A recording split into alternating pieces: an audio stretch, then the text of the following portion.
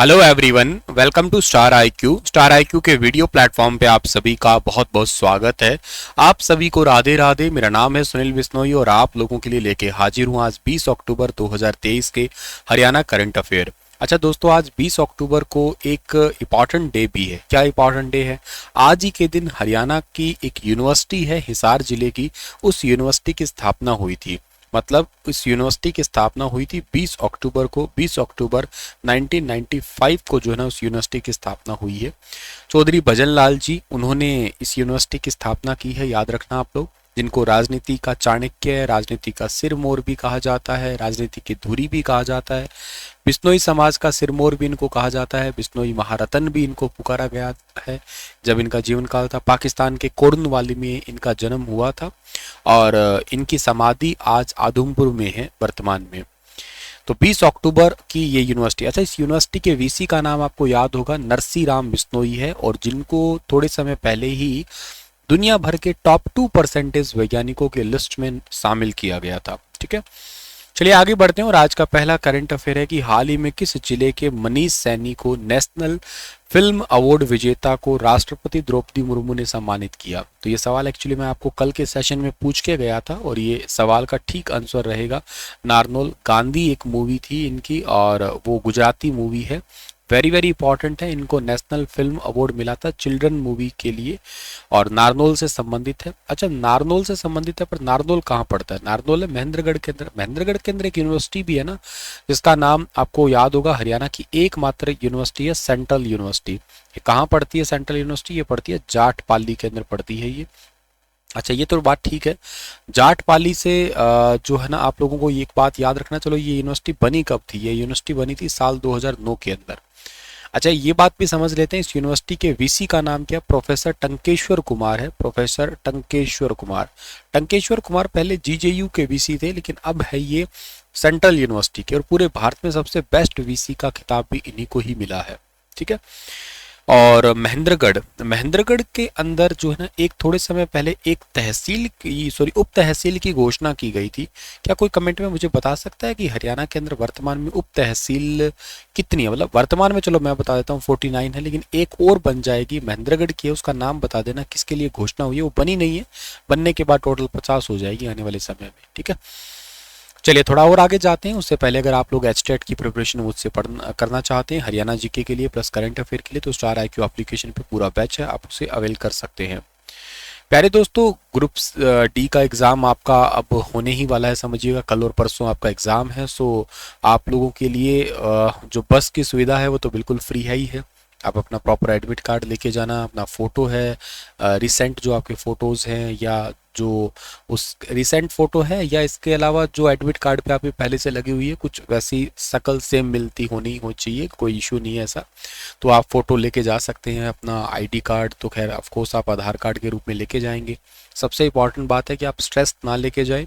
Last moment अभी भी आपके पास में है, आप लोग अभी भी रिवीजन कर सकते हैं। और मुझे जहाँ तक लगता है, या जहाँ तक मेरा एक्सपीरियंस रहा है, कि लास्ट मिनट स्ट्रैटेजी ज़िंदगी की काया पलट कर लेती है, या लास्ट मिनट की जो रिवीजन है वो भी काया पलट कर लेती है।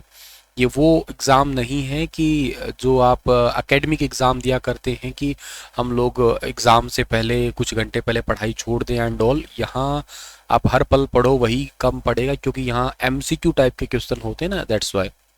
सो आप रिवीजन करते रहिएगा। जितनी ज़्यादा रिवीजन करेंगे उतना ही बेटर आपके लिए होगा। एक पीवाईक्यू का वीडियो आज आपके दिन में आएगा, तो वो वीडियो भी आप लोग ज़रूर देख लेना।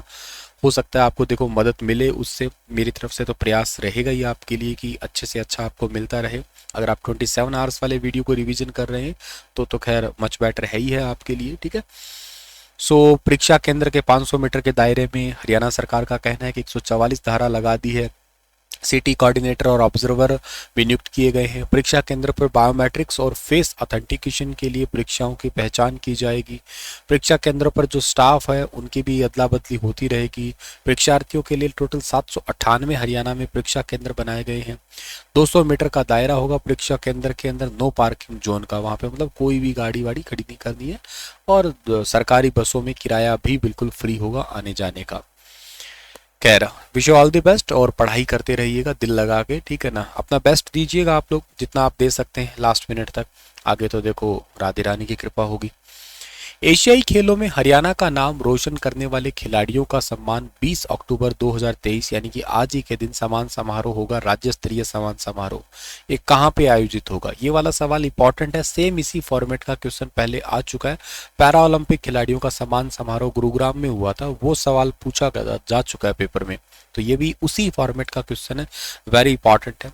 और इस पर्टिकुलर क्वेश्चन का जो सही आंसर होगा वो होगा करनाल, यानी कि ऑप्शन नंबर ए इस सवाल का बिल्कुल ठीक है। आप सभी को पता है कि अभी रिसेंटली एशियन गेम्स हुए थे और उन एशियन गेम्स में हरियाणा राज्य ने काफ़ी अच्छा परफॉर्म किया था।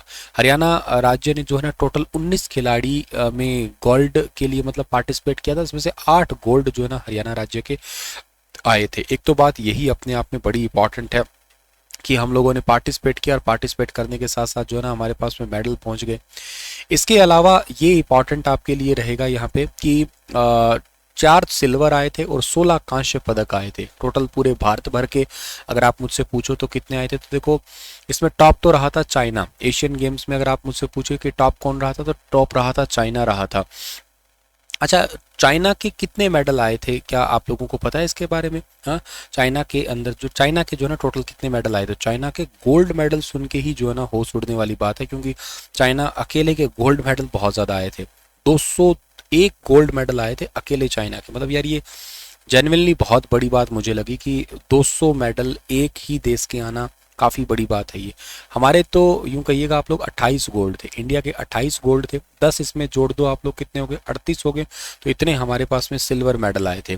और अगर कहा जाए कि ब्रॉन्ज मेडल कितने आए थे सर, तो ब्रॉन्ज मेडल इसमें 3 और जोड़ दो तो 41 हो गए। तो मतलब टोटल करके कितना हो जाएगा, ये टोटल हो जाएंगे आपके ये 107। हमारे तो टोटल ही 107 आए थे और उनके अकेले गोल्ड ही कितने आ गए, अकेले गोल्ड ही उनके पास में तो जो है ना 201 आ गए थे चाइना के, ठीक है। और हरियाणा राज्य के तो टोटल 33 पदक आए हैं। मतलब इन 107 के अंदर से जो है ना हरियाणा राज्य का नंबर अगर आप मुझसे पूछते हो तो कितना आया है, मतलब 33 गोल्ड नंबर, 33 गोल्ड आए हैं हमारे पास में।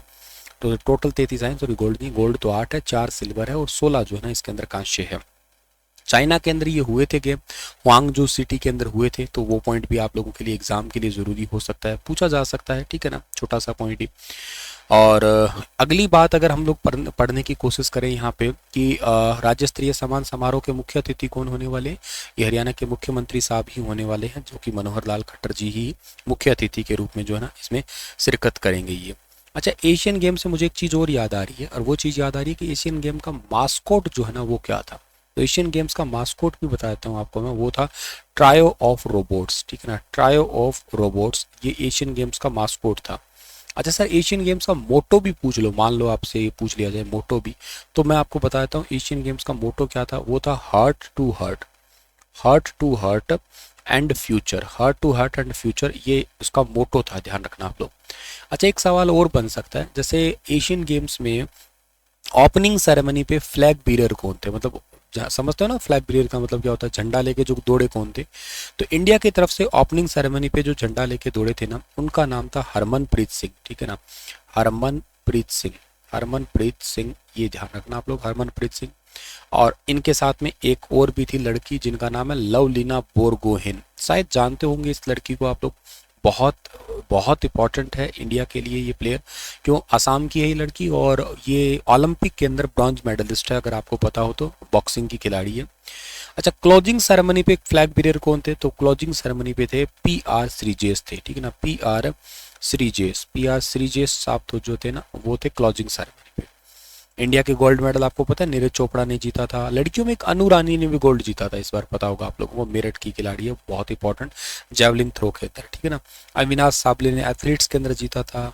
एक पलक गुलिया आपको याद हो शूटर, एक अपने हरियाणा की मनु भाकर, रिदम सांगवान भी आपने पढ़ा होगा, ज्योति सुरेखा आर्चर है, तो इन्होंने जीता था। क्रिकेट टीम जो नेशनल वुमेन्स की थी वो भी, तो सब इंपॉर्टेंट है। अच्छा, आपको शायद याद होगा कि 2028 के ओलंपिक में भी क्रिकेट शामिल हो गया, तो ये भी बड़ा इंपॉर्टेंट है। कहाँ होंगे ये, लॉस एंजलिस में होंगे, 2028 के लॉस एंजलिस में होंगे, 2024 के कहाँ होंगे, ये पेरिस के अंदर हो रहे हैं। पेरिस में इस बार 33 में हो रहे हैं और यहाँ 34 में होंगे आपके। 2032 के अंदर कहाँ होंगे, 2032 के अंदर जो ना ये होंगे आपके ब्रिस्बेन ऑस्ट्रेलिया में।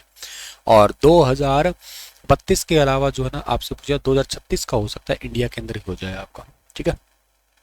तो इतनी सारी बातें आपको याद रहनी चाहिए। आगे बढ़ते हैं, अगला सवाल है कि हरियाणा में renewable energy transmission line Ladakh से कैथल तक कितने गीगावाट की सौर ऊर्जा ट्रांसमिशन लाइनें बनेगी। तो ये बहुत ज़्यादा इंपॉर्टेंट है। मतलब कैसे इंपॉर्टेंट है सर? इंपॉर्टेंट इसलिए लद्दाख से कैथल तक जो है ना कितनी लाइनें बनने वाली है, तो ये आपकी टोटल लाइनें बनने वाली है 5 गीगावाट की, यानी कि ऑप्शन नंबर ए इस सवाल का जो है ना हमारे लिए वो बिल्कुल ठीक रहेगा। ए ऑप्शन सही है। तो 713 किलोमीटर की ट्रांसमिशन लाइनें होगी, 5 गीगावाट क्षमता वाली हाई वोल्टेज टर्मिनल जो है ना सेटअप होंगे। हरियाणा के बिजली तंत्र को पूरा सिस्टम मजबूत मिलेगा इसको। हरियाणा के लिए रोजगार भी इसमें बन जाएंगे। 20,773.70 करोड़ जो है ना इस पर टोटल लागत आएगी। बहुत ज़्यादा इंपॉर्टेंट है।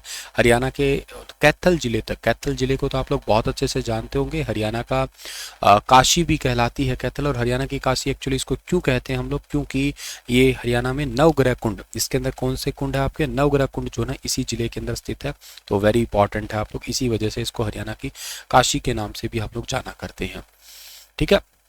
चलिए सर, और इसके कैथल के अंदर एक बाबा लदाना का मेला भी लगता है। वो पेपर में आ चुका है ना, शायद कई बार आया है पेपर में कि बाबा लदाना का मेला कहाँ लगता है, ठीक है।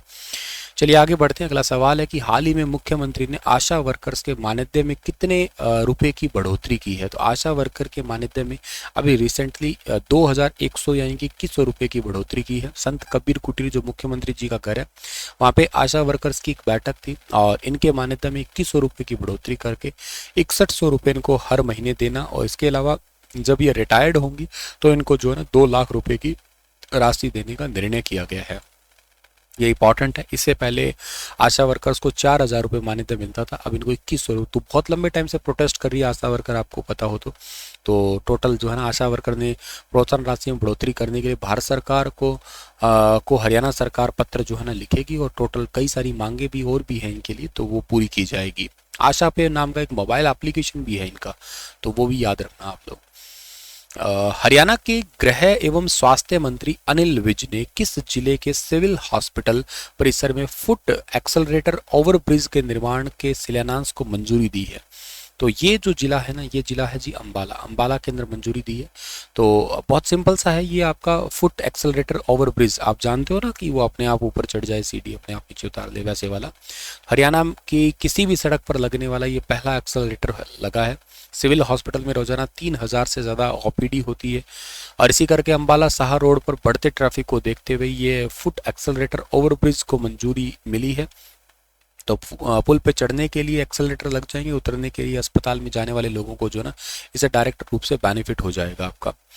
अच्छा, आप अम्बाला की बात कर रहे हैं, तो अम्बाला जो नाम है ना आपका, ये बहुत इंपॉर्टेंट है। किस लिए इंपॉर्टेंट है? क्योंकि इस को ना आप अम्बा माता, अम्बा राजपूत या यूं कहिएगा अंबिका माता की वजह से आप पुकारा करते हैं। यहाँ के कुछ प्रसिद्ध व्यक्ति मुझे जहाँ तक याद आ रहे हैं अम्बाला के, एक तो शायद आपको याद हो तो जूही चावला आपको याद करनी है। जूही चावला, जूही चावला कहाँ की है? अम्बाला की है। एक परिणीति चोपड़ा जो अभी थोड़े दिन पहले ही चर्चा में रही है, ठीक है ना, परिणीति चोपड़ा। और परिणीति चोपड़ा जो है ना ये कहाँ की है? ये भी अम्बाला से संबंधित है। एक बहुत फेमस रहे हैं ओमपुरी जी, ओमपुरी अभिनय क्षेत्र में बहुत फेमस रहे हैं, ये भी अम्बाला से थे। एक सुचेता कृपलानी, बहुत इंपॉर्टेंट, सुचेता कृपलानी, ये किसी भी राज्य में पहली महिला मुख्यमंत्री थी, ये ध्यान रखना आप लोग। अम्बाला से थी, यूपी में मुख्यमंत्री बनी थी ये पहली, ठीक है। एक जोहराबाई का नाम तुमने सुना होगा, गजल गायिका है, ठीक है ना, जोहराबाई। जोहराबाई का घराना भी अम्बाला का ही है। और इसके अलावा जो है ना आप लोगों को और भी क्या याद करना है, अम्बाला के अंदर एक नॉर्दर्न रेलवे का हेडक्वार्टर भी है। अच्छा, नाथूराम गोडसे को पूछ ले जाए फांसी कहाँ दी गई थी, तो नाथूराम गोडसे जो गांधी जी के हत्याकार थे या हत्या की थी इन्होंने, तो नाथूराम गोडसे को भी फांसी अम्बाला जेल के अंदर ही दी गई थी। 1857 की क्रांति भी अम्बाला से स्टार्ट हुई थी, आपको पता होगा। अच्छा, सबसे पहले हरियाणा में अगर कोई तुमसे पूछ ले डाक सेवा ये कब स्टार्ट हुई थी? ये तो हुई थी 1860 में। अच्छा, किसने स्टार्ट की थी? अम्बाला के अंदर, अम्बाला में उस टाइम पे लॉर्ड कैनिंग थे, उन्होंने स्टार्ट की थी। अम्बाला से ही स्टार्ट किया गया था ताकि लोग भड़के ना, क्योंकि 1858 में हमें मिला दिया गया था ना। किस में मिलाया था 1858 में? 1858 में हमें मिलाया गया था पंजाब में मिला दिया था यूपी से। यूपी में पहले हम आगरा कानपुर जनपद के, मतलब सॉरी आगरा जनपद के हिस्सा हुआ करते थे, कानपुर के अंदर पढ़ते थे हम लोग यहाँ पे, ठीक है। सो ये भी बहुत इंपॉर्टेंट है आपके लिए याद करने वाला। चलिए आगे बढ़ते हैं हम लोग, और अगला जो हमारा सवाल आ सकता है यहाँ पे वो कौन सा रहेगा। अगला सवाल है आपका कि हाल ही में मुख्यमंत्री जी ने आशा वर्कर्स को कितने रुपए बढ़ोतरी की है, तो मैंने बता ही दिया आप लोगों को। नेक्स्ट आपका सवाल आता है, सर जी हाल ही में महाग्राम योजना के तहत हरियाणा के कितने जिलों के गाँव की परियोजना को मंजूरी दी है। टोटल 3 जिलों के गाँव को परियोजना को मंजूरी मिली है, जिसमें से एक जिला हिसार है, इसका गांव गंगवा में पेयजल लागत के लिए 36.52 करोड़ रुपए, सीवरेज लाइन को ठीक करने के लिए 36.21 करोड़, और सदलपुर में सीवरेज लाइन प्रणाली के लिए 25.72 करोड़ रुपए, और जलापूर्ति विस्तार के लिए 22.72 करोड़ रुपए डाले हैं। एक है जिला जींद, इसके लिए गांव छात्र में सीवरेज प्रणाली उपलब्ध करवाना लगभग 31 करोड़ है, 30.95 करोड़ रुपए। पेयजल आपूर्ति के लिए 18.36। सोनीपत है, सोनीपत का गांव खेवड़ा, जहां से जो सीमा पूनिया अंतिल और एक खिलाड़ी सुमित अंतिल, ये दोनों यहीं के ही हैं। सीवरेज प्रणाली उपलब्ध करवाना यहाँ पे लगभग 20 करोड़, मानो 19.86 करोड़ रुपए, ठीक है। पेयजल आपूर्ति भी यहाँ पे देनी है। चलिए आगे बढ़ते हैं। अगला सवाल है, हरियाणा में वैसे टोटल 284 करोड़ की 13 नई परियोजना हरियाणा में टोटल लागू हुई है ये, ठीक है। और इसी के साथ ये सेशन तो समाप्त होता है। आपके लिए क्वेश्चन है कि हाल ही में किसने आलू की 2 नई किस्में बनाई है, बताना इसके बारे में विस्तार से। सेशन कैसा था बताना जरूर, वीडियो को लाइक जरूर कर देना, चैनल को सब्सक्राइब भी कर देना, और अगर कोई बैच चाहिए तो स्टार IQ एप्लीकेशन को लॉगिन या ज्वाइन जरूर कर देना। Thank you.